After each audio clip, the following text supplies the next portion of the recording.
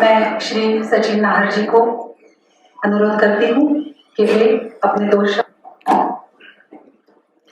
नमस्कार, सभी मंचासीन अतिथियों को प्रणाम।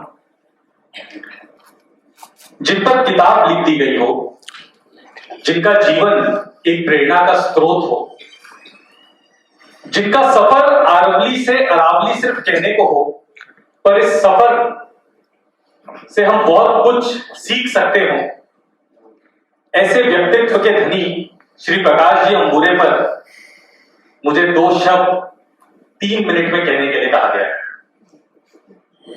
60 वर्षों का ये सफर 3 मिनट में समा जाए, ये संभव नहीं, लेकिन फिर भी मैं पूरी कोशिश करूंगा कि अपनी बात संक्षिप्त में रखूं। एक विकल्प है मेरे पास कि मैं संक्षिप्त में अपनी बात रखूंगा और आपसे अनुरोध करूंगा कि मेरी बातों को अमल करते हुए, यहां से बाहर जाते हुए आप में से हर एक व्यक्ति ये पुस्तक जरूर ले, क्योंकि जो मैं कह पाऊंगा, जो आज लोगों ने कहा है, आप उस पुस्तक को पढ़े बिना समझ नहीं पाएंगे। मैं कल जापान से आया, रात को 10 बजे मैंने ये किताब उठाई।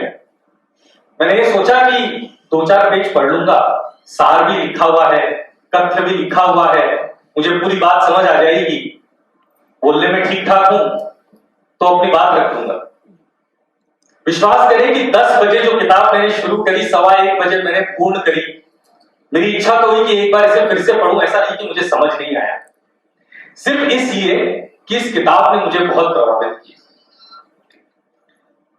दोस्तों, हम सब प्रकाश जी भाई साहब का बहुत सम्मान करते हैं। हम में से बहुत के पास बहुत सारे ऐसे किस्से होंगे जिसे हम ये मानते हैं कि हम इन्हें जानते हैं, लेकिन जब आप ये किताब पढ़ेंगे तो आपको अनुभव होगा कि हम उस प्रकाश जी को जानते ही नहीं है जो इस किताब में जिसका वर्णन है। साथियों, ये किताब, ये पुस्तक एक चलचित्र की तरह लिखी हुई है, जिसमें उतार चढ़ाव तो है ही, साथ में आप इस शब्द को फिर से सुनिएगा, रोमांस भी है। जी हाँ, उन्होंने रोमांस का जिक्र भी किया है। उन्होंने यौवन में, अब आप इस किताब को पढ़िए, कुछ लोगों ने कहा कि इस सस्पेंस को छोड़ना नहीं है, तो इस किताब में वो रोमांस भी है और मार धाड़ भी है। मैंने जब ये किताब पढ़ी तो मुझे एक angry young man Amitabh Bachchan को टक्कर देते हुए प्रकाश जी भाई साहब दिखाई दिए, रोमांस दिखाई दिया। तो मैंने सोचा कि क्या ये वाकई वही धीर गंभीर व्यक्ति है जिसे हम जानते हैं? तो यदि आपको भी ये सब जानना है तो आपको ये पुस्तक तो पढ़नी ही पड़ेगी। साथ में एक चीज और बता दूं कि किताब की एक बहुत अच्छी हैप्पी एंडिंग तो है ही, साथ में ग्रंथाली को ये बता दूं कि इसका सीक्वल बनने के भी पूरे आसार है, तो आप इसका सीक्वल जरूर लेकर। दोस्तों,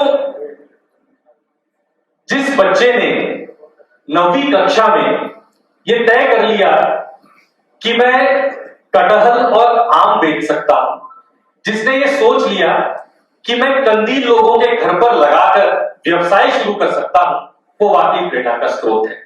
उसने बहुत जल्दी ये तय कर लिया था कि उसे व्यवसाय या उद्योगपति बनना है।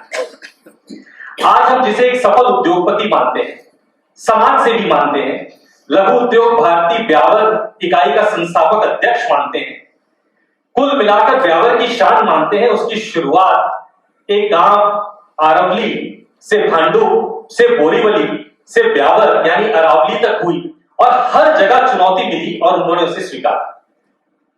हम सबके जीवन में उतार चढ़ाव आते हैं, ये कोई बड़ी बात नहीं है और ये स्वाभाविक है, पर हम उससे कैसे उभरते हैं, उससे क्या सीख लेते हैं, कैसे गिरकर उठते हैं, कैसे ये बोलने से नहीं घबराते कि मुझे बहुत पैसा कमाना है। ये बोलने में कोई बुराई नहीं है और पूरे किताब में उन्होंने कहा है कि मैं पैसा कमाना चाहता हूं, मुझे पैसे का महत्व पता है, उससे आए हुए सुख का अनुभव करना चाहता हूं, पर बिना झूठ बोले, बिना टैक्स चुराए, बिना रिश्वत दिए, और सिर्फ बोलते नहीं, ये करते हैं। एक बार इनके लिए जोरदार तालियां। दोस्तों, ग्रंथाली का साधुवाद कि आपने इस पुस्तक को छापने का निर्णय लिया और अब हमारे बीच एक ऐसे शख्सियत हैं, ये जान पाएंगे, मान पाएंगे इस किताब के जरिए, इसलिए आपको बहुत बहुत साधुवाद। हिरेन साहब, आपका भी धन्यवाद कि आपने ब्यावर को ये रत्न दिया, कैसे लोग हैं ये, जिसने क्लर्क के तौर पर ज्वाइन किए हुए कर्मचारी को एमडी बना दिया। काबिलियत तो सब देखते हैं और दूसरों को उठता हुआ भी देखना चाहते हैं, लेकिन हमेशा ये सोच रहती है कि ये इतना नहीं उठ जाए कि हमसे भी ऊपर चला जाए। ऐसे व्यक्ति भी हमारे बीच में हैं जो ये सोच नहीं रखते और उन्होंने उन्हें बढ़ने का, उड़ने का मौका दिया, उन्हें ये पंख दिए। इसके लिए आपका बहुत बहुत धन्यवाद। और जो देखा और जो सीखा, प्रकाश जी साहब ने भी वही किया। इस पुस्तक में अभिजीत और अनिकेत से ज्यादा जो वर्णन है वो है किरण जी और सुधीर जी का।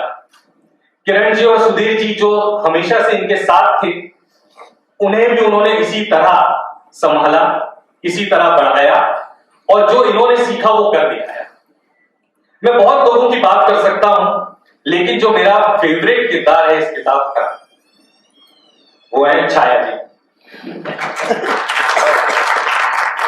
आज प्रकाश जी भाई साहब का जो रूप हम देख रहे हैं उसमें बहुत बड़ा हाथ आपका है। आपको यदि हम स्वस्थ देख रहे हैं तो बहुत बड़ा हाथ इनका है। इस कपल के लिए तालियां। कितना जुनून चाहिए उद्योग चलाने के लिए, कितनी समझ चाहिए आपस में जीवन साथी के शादी चलाने के लिए, कितना संयम चाहिए एक बाहर के व्यक्ति को किसी दूसरे राज्य में आकर धाक जमाने के लिए, कितना आत्मविश्वास चाहिए शॉर्टकट रिश्वत देने वाले व्यापारिक समाज के बीच सच्चाई से कारोबार करने के लिए, पकड़ और ढील का सही मिश्रण चाहिए पतंग की डोर की तरह एक संयुक्त परिवार चलाने के लिए।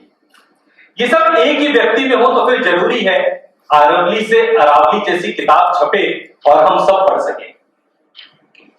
मुझे यदि आप 1 घंटे का समय देते तो शायद मैं अपनी पूरी बात रखता, पर समय की प्रतिबद्धता है और प्रकाश जी भाई साहब तो वैसे ही समय के बहुत पक्के हैं तो ज्यादा समय नहीं ले पाऊंगा। पर मेरा आग्रह है कि books are your best friends, ये बिल्कुल सच है और ये किताब हम सब के पास होनी चाहिए और सिर्फ हमारे पास नहीं, हम ये देखें कि हमारे बच्चे भी इस किताब को पढ़ें और इससे प्रेरणा लें। सच मानिए यहां जितने बैठे हैं सबके पास कोई ना कोई प्रकाश जी भाई साहब से जुड़ा हुआ कोई अच्छा किस्सा होगा, जैसे कैसे उन्होंने उनकी मदद करी या कैसे उन्होंने इनकी तरक्की करी या कैसे उन्होंने पर्यावरण या किसी विद्यालय या किसी संस्था के लिए कुछ किया वगैरह वगैरह।